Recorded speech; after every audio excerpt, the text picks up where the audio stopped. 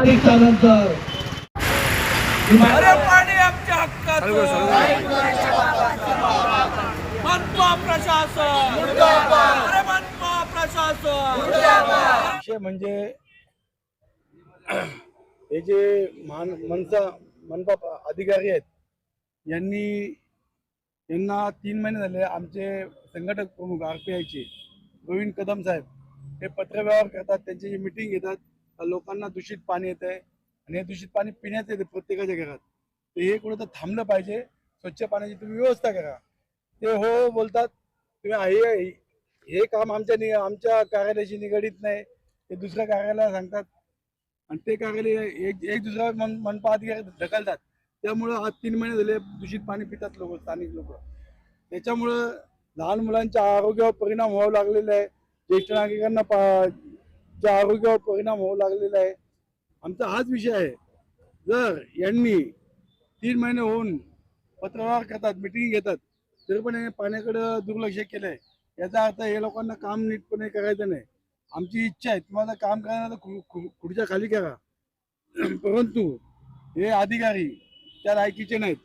आमची एवढीच विनंती आहे त्यांना, आयुक्तांना, की आपण त्यांच्यावर कडक कारवाई करावी आणि हे दूषित पाणी 3 महिने लोक पितात, त्यांच्या आरोग्याशी जे खेळतात, त्यांच्या मुलाबाळांच्या आरोग्याशी आपण खेळतो, काय परिस्थिती होऊ शकते म्हणजे यांना लोकांची जाणीव नाही। हे भ्रष्ट अधिकारी मला वाटतात।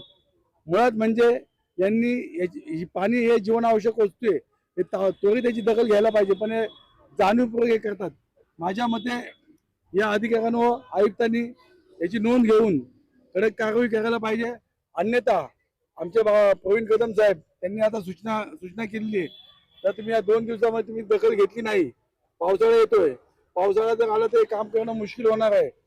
त्यामुळे तुम्ही जर दखल घेतली नाही तर ते आमरण उपोषणाला बसणार आहेत।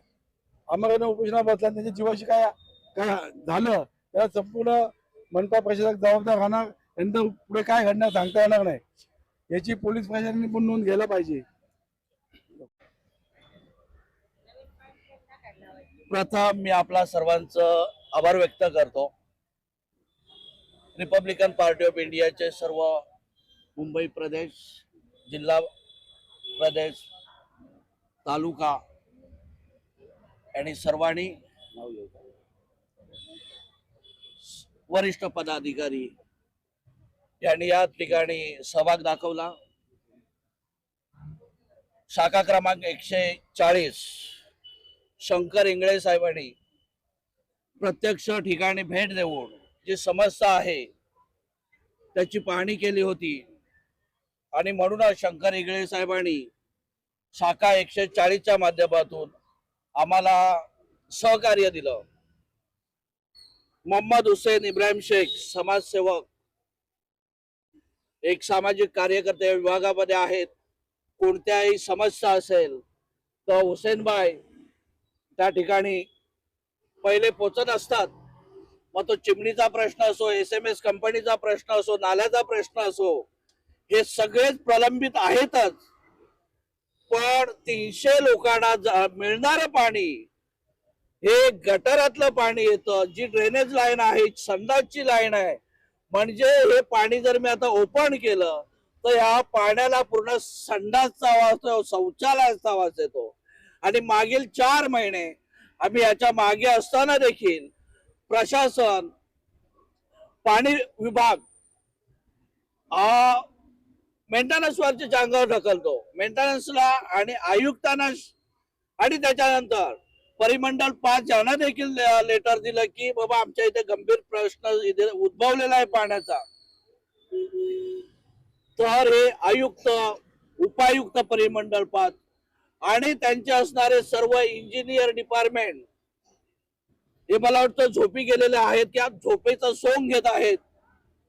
कारण झोपेचा जो सोंग घेतो त्याला माणूस उठवू शकत नाही, म्हणून त्यांना जागा करण्यासाठी आज बऱ्याच संख्येने, जर आपण कॅमेरा तिकडे दाखवलात, माझ्या माय भगिनी इकडे बघा जरा, 90 वर्षाची माऊली या पाण्याच्या प्रश्नासाठी इथे उभी टाकली आहे। 90 वर्षाची, 80 वर्षाची माऊली, या सगळ्या माझ्या माय भगिनी 80-90च्या वयोगटात असताना इथे आंदोलनामध्ये उतरल्यात. हा प्रश्न पाण्याचा आहे आणि हे माझ्या हातात असणारं पाणी हे टोटली संडासचं पाणी आहे. त्याच्यामुळे हे आंदोलन आम्ही इथे घेतलेलं आहेच. त्याचप्रमाणे रफिक मोमीन सामाजिक कार्यकर्ते यांनी पण आपल्याला सहभाग दाखवला. कंचन कांबळे सामाजिक कार्यकर्ते या देखील इथे उपस्थित राहिल्या त्या पाणी प्रश्नावरती. तर प्रशासनाला पुन्हा विनंती करतो, हात जोडून विनंती करतो, लोकांच्या जीवाशी खेळू नका. कारण पाणी हे अमृत आहे आणि तेच अमृत माणसाला जगवत असतं. तर तुम्हाला आम्हाला मारायचं आहे की जगवण्याचं तुम्ही काम करत आहात याची गंभीर दखल घ्यावी. नाहीतर मी मगाशी म्हटल्याप्रमाणे जर 2-4 दिवसांनी ते कारवाई जर होत नसेल तर गेट वरती आमरण उपोषणास चालू करणार.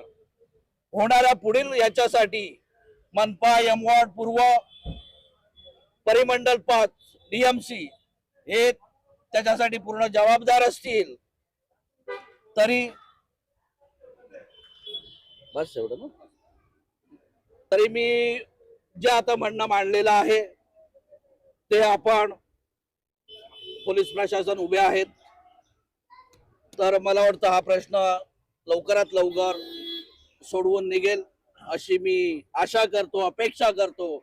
आणि सर्वांना क्रांतिकारी जय भीम, नमस्कार. आणि सगळे माय भगिनी, आमचे दादा जे जे याच्यामध्ये उपस्थित झाले सगळ्यांचे आभार व्यक्त करतो.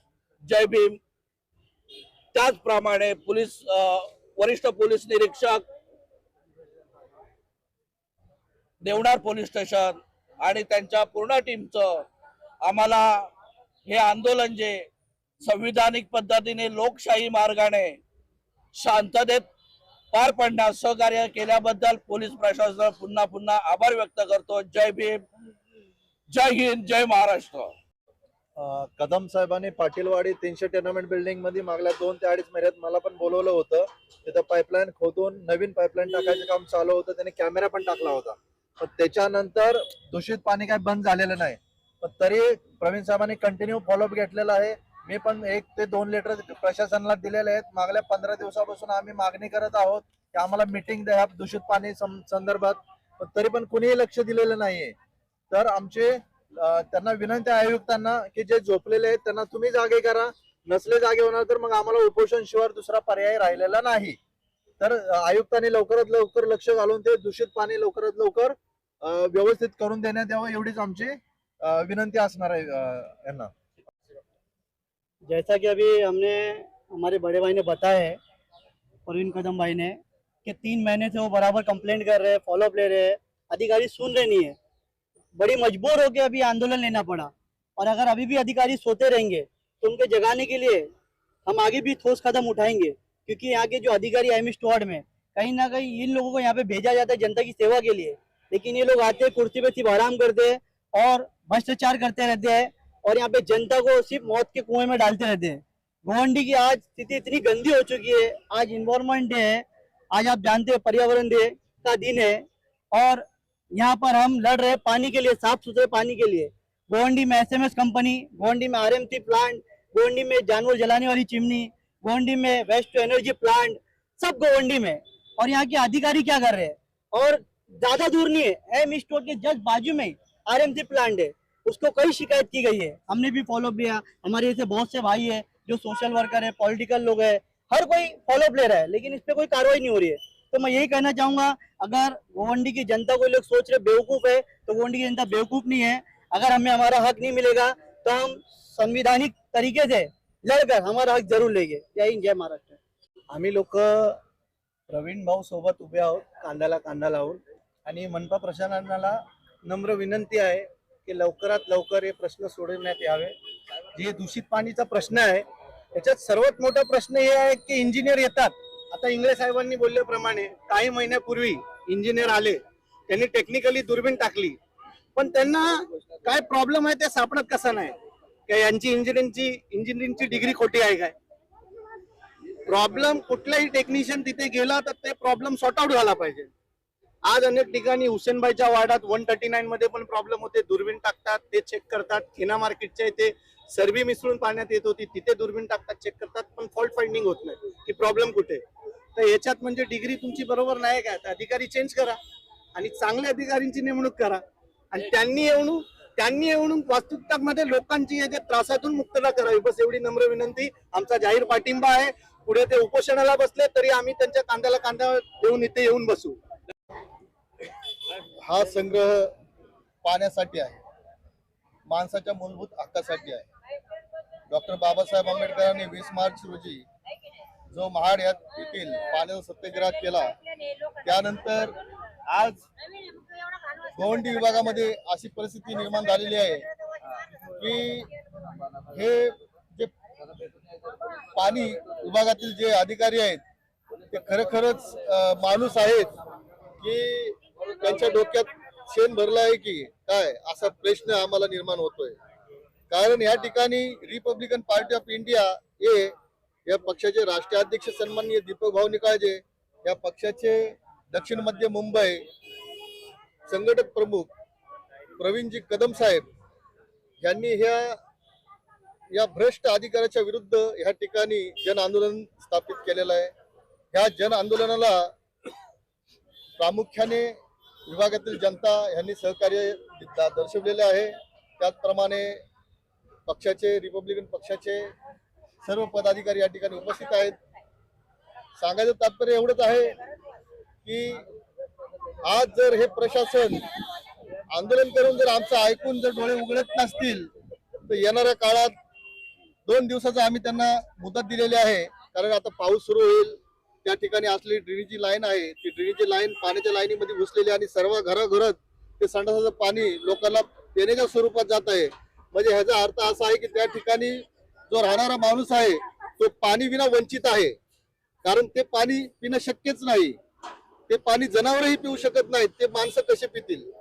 तर हे प्रशासनाने हे जाणून घ्यायला पाहिजे आणि ह्याच्यावरती लवकरात लवकर जी कारवाई करण्यात येईल आणि त्या ठिकाणी असलेली पाण्याची समस्याची जे निर्माण आहे ती दुरी निर्माण बाजूला करून त्या ठिकाणी लोकांना न्याय देण्याचं काम आज बीएमसी प्रशासनाने केलं पाहिजे. आज पोलीस प्रशासनाने आम्हाला चांगल्या पद्धतीने सहकार्य केलं, त्यांचं या ठिकाणी मी मनापासून धन्यवाद करतो.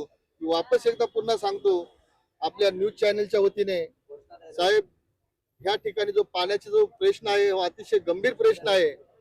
ह्या पाण्यामुळे त्या ठिकाणी रोगराई पसरायला सुरुवात झालेलीच आहे. त्या ठिकाणी असलेले सर्व हॉस्पिटल फुल झालेले आहेत. म्हणजे लहान मुलापासून ज्येष्ठ नागरिकांपर्यंत त्या ठिकाणी ज्यांनी पाणी पिलेलं आहे तो त्या हॉस्पिटलमध्ये उपचार घेत आहे, त्या ठिकाणी दवाखान्यामध्ये उपचार घेत आहेत. तेव्हा वापस एकदा मी सांगतोय, या पक्षाच्या माध्यमातून या ठिकाणी असलेल्या सर्व पक्षीय ज्यांनी या पक्षामध्ये आंदोलनामध्ये सहकार्य केलं त्यांच्या मार्फत वापस सांगत आहोत की आपण लवकरात लवकर आपल्या चॅनलच्या माध्यमातून त्यांना या ठिकाणी सांगण्यात यावे की बाबा रे बाबा की तुम्ही माणसं आहात तर माणसाला माणूस म्हणून जगू द्या आणि हा जो पाण्याचा प्रश्न आहे तो लवकरात लवकर या ठिकाणी सॉल्व्ह करा आणि सर्वांना या ठिकाणी त्रासमुक्त करा.